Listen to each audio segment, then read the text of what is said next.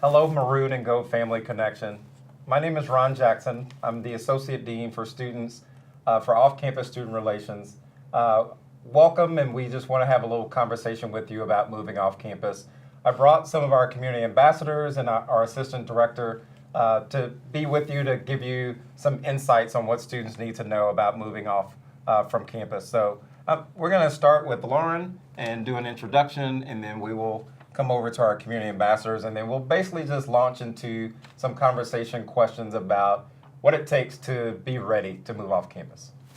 Hello, families and parents. My name is Lauren McGuire. As Dean Jackson said, I'm the Assistant Director in Off-Campus Student Relations, and I get to oversee our lovely community ambassadors, as well as work with many of the apartment complexes off campus. Hello, I'm Brittany Farley. I am a senior community ambassador here at ASU. I am an undergraduate studying business law with the WP Carey School of Business, and yeah, I'm a junior. My name's Michael Bergstrom. I'm from Portland, Oregon. I'm a graduate student here studying marriage and family therapy at ASU, and I'm a community ambassador. Awesome. Thank you all for giving that information. So, Lauren, I want you to start off and just tell us a little bit about how would you explain in a quick synopsis what the Community Ambassador Program is all about? Sure. So we have about 24 to 26 community ambassadors living in 13 different communities around campus. Hopefully in the coming years that will grow because our work with our communities off campus has been very fruitful in this area. So the ambassadors are basically there in the communities to engage with residents. So they talk with students about different things that are going on campus. They offer resources and services to those students and connect them back to the university. They also serve as a resource to the apartment management in case they need anything with ASU. So it sounds like you're just working with them to support students, kind of a peer-to-peer model.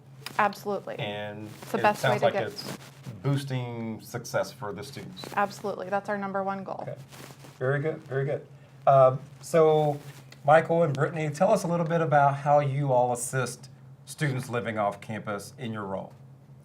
Yeah, I think it looks a little bit differently at every apartment complex and every community, just based on the differences there. So at my community, I do a lot of events with our residents and just incorporate ASU resources into our events and to make sure that all of the Sun Devils who are living at my community are connected to the university. So tell me your community and what is it? Kind of give a quick description of what that looks like. Yeah, so I'm living at the Cottages of Tempe. We have a different layout than a lot of the apartments across Tempe. We have kind of a more townhome style, but there's also different layouts, and it's really kind of a cozy community there that we have. It's nice. Very good. Brittany, what about you? As Michael said, it's pretty different per apartment community. I'm at the Villas on Apache, so we're right on Apache next to the district. Okay. Villas is a little bit more open space. We're not like a high-rise or anything, so a lot of residents, they pretty much keep to themselves. It's a very calm community environment. Most of my face-to-face with residents is when they come through the office, when they need packages, any assistance when we have events in the clubhouse or the lounge area. That's where my face-to-face with the residents occur. So tell us a little bit, you mentioned programming, you mentioned face-to-face contacts. What are some of the things that you do in order to connect with those students? So at the Cottages of Tempe, where I live and work, we have a lot of events that involve us leaving our community and going to campus. So, for instance, we'll go to Sun Devil football games, Sun Devil basketball games. So you organize those things, and then you get infuse that in the environment, and then take them to. Yeah. So anything from posting on social media to let our residents know what we're going to do, sending out email and text blasts so that they know when to meet and where to go, and then we all find out different ways to get to campus and go together. Yeah. Yeah. Brittany, you mentioned some face-to-face stuff. So what were you meaning Yes. with some of that? So so most of my face-to-face happens in the office. So I help assist the management with packages, with residents.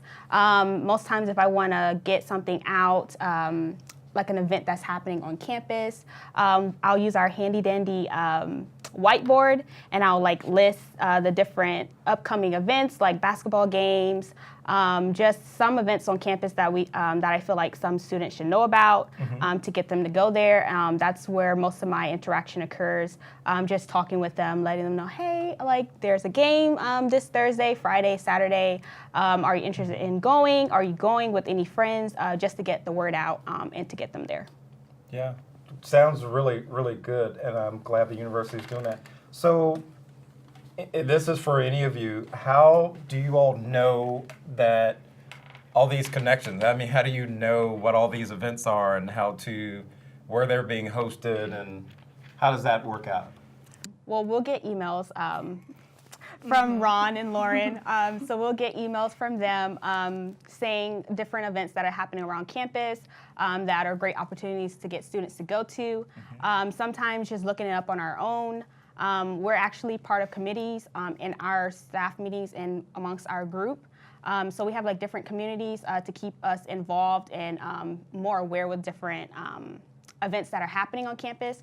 So once we get those, we spread the word to our staff, and then our staff spreads it to the students. So yeah, that's where most of our like dates and information comes from. Very well. Very well. Any Yeah, I would just say that, we all understand that ASU is a big place and that there's a lot of opportunity for students to get engaged. So Dean Jackson and I are very engaged with different departments on campus. And so we receive that information and just try to send it out to students as much as possible. Yeah, very good. Sounds very fruitful. I'm going to switch cylinders a little bit and ask another question. So put yourselves in the family space. A new student that is living on campus, let's say they're living at Hacienda and they're about to move off campus for the first time. What are words of wisdom, words of advice on picking a new place to live off campus? Research, right? Right. I think the most important thing is making an educated decision about where you're going.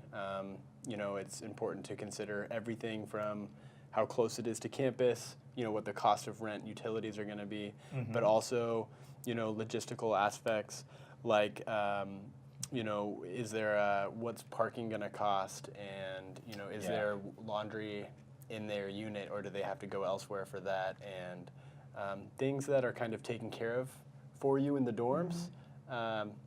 You've got to consider how you're going to meet those needs when you're moving out of the dorms.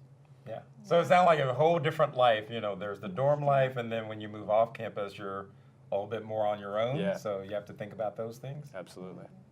Anything else that any other words of wisdom, things you should think about? Michael touched on like pretty much everything, just considering especially how close you want to be to campus, walking, if you have a car, if you're willing to drive to it from campus, because you have to make sure when you're signing up for your classes that you're aware of the times, because when you're on campus in the dorms, you pretty much are good on time because you're already on campus, you can just go ahead and walk. But when you're off campus, when you're off campus, if you're driving, you have to think about parking. If you're going to get a parking pass, because for you to park for classes, just your day-to-day schedule of how you're going to get to and from campus, whether it's walking or driving or anything like that. So. Okay. How did you pick your apartment community? My at the apartment. Villas? What attracted you to them? So I wasn't looking for a high-rise. I was looking for more of an apartment setting, like a very comfortable space. Okay. Very affordable. Price was at the top of my list. I wasn't trying to, since it was my first year moving off, I wasn't trying to spend too much a month. So Villas was they were in my price range. So that's how I narrowed it down and lived there. Why did you choose colleges? Well, the Cottages has I would say, an outstanding reputation for having a sense of community. Just the overall vibe of the apartment complex, the staff, the residents, is very warm and embracing. But also, it was further away from campus, so the costs were cheaper, but they also provide shuttle service to and from campus, so I didn't have to worry about parking on campus shuttle. or anything like Very that. helpful. So, yeah, I did my research and it paid off. Okay. Where did you find this research? Where did you find the information? It's a good question. So where would you tell families to go to? The Housing Guide is an incredible resource that answers all these questions that we've covered today and a plethora more because there are things in the Housing Guide that you wouldn't even consider until you read through it, or until it's too late and you've already signed a lease somewhere, you're moving in, and you wish you would have learned beforehand. So I think the Housing Guide would be a great place to start. Yeah, the Housing Guide is a great resource. In the back of it, it has like a grid. It pretty much does all your research for you. It has like it has all of the apartments. So depending on which campus you're on, Tempe, West, downtown, Poly, it has like different apartments per campus, price ranges, how close to campus they are, if it's walkable distance or if you need a car, if certain amenities and utilities are included, that kind of thing. So it's very helpful. Very good. Lauren, turning to you as the assistant director, what would you say are some things, knowing you get different inquiries and questions, what would you say is good for families to consider? I think that families should encourage students to speak to other students. They are in the experience firsthand and really learning what certain communities are like based on their own experience. So that would be my number one suggestion. No, I peer-to-peer, getting that real conversation. Yep. And they're both Absolutely. nodding, so that's good. What's one big challenge ASU students might encounter living off campus that maybe you all didn't expect when you moved off? You know, I think it would be, for me anyway, financial situations. And so it's, obviously you consider what rent is going to be, what utilities are going to be, but there's these little things that you don't consider, like, all of your food, you're going to be eating more. Hopefully you should be budgeting out something for groceries because you're not going down to the dining hall for food now that you're off campus. All the way down to buying trash bags and soap and just just making No one sure thinks about that, right? Yeah, making sure that you have a good budget that fits. So budgeting toiletries, budgeting household items, Yeah. definitely toilet paper, garbage bags, things like that. That's pretty cool. Yep. I would say when you have roommates, or if you have roommates, when it comes to the light bill, I knew I had to pay the light bill, but I was like, am I paying it all myself, or I'm splitting it with my roommates? So that was another kind of thing that we had to get together, splitting the costs. So your light and electricity bill comes all in one. Yeah, in it's one all amount, it's and then all you in all one have to amount, pay it and we out? all have to pay our portion. Oh, okay. So that's something that I wasn't ready for, but it wasn't a big deal. Groceries, like Michael said, it's are you buying groceries for yourself, or are you buying groceries for you and your roommates? Yeah. Because in the dorms, you have the dining hall, and you don't really have to worry about your roommate because you both can go to the dining hall. But then when you're living together, groceries, are you guys buying groceries together or separate? Yeah. Yeah, I think it's interesting when you're sharing spaces like that. You have to come up with agreements. Yeah. Yep. Okay, how do you all want to do this?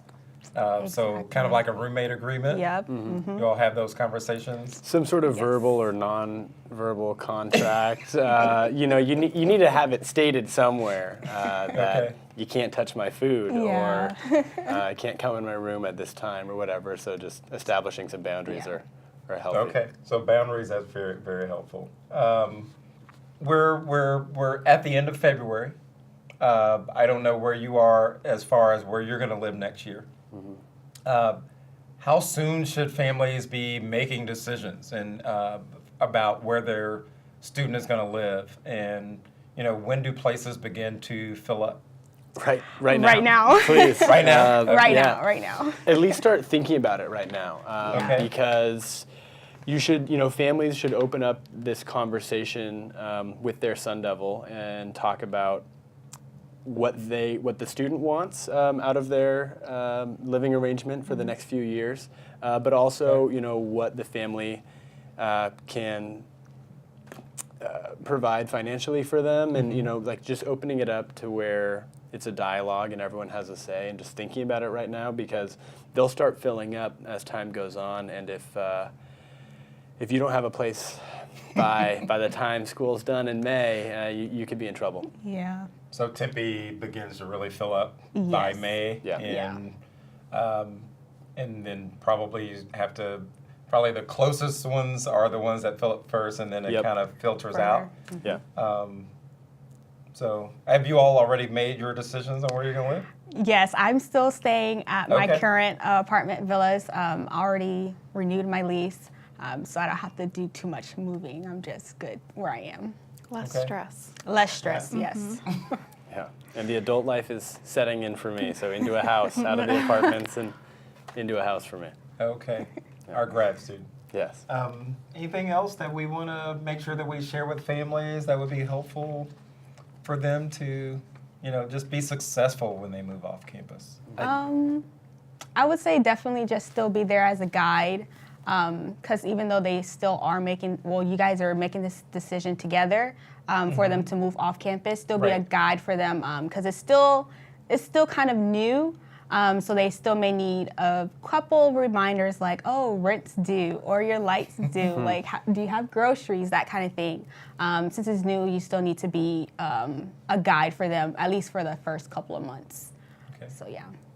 I would second that, and I would add that this can be a really fun time for families, trying to find, it's a new transition period of life for the Sun Devil, for the student and for the family, and I think that going forward, greet it with excitement and positive energy, Exciting. and not fear and anxiety. It can be stressful to move and stuff, but also just focusing on the positive aspects of it. Yeah. Well, there's a lot going on with that. We hope that this has been fruitful and helpful for our families and for our Sun Devils moving off campus. But if there's ever anything that you need, you can always reach out to the Dean of Students office for more information, or if you just have questions, or you can actually talk with some of our staff that work in off-campus housing, and by looking through that website for off-campus housing at ASU. So thank you so much. Thank you. Thank you. Thank you.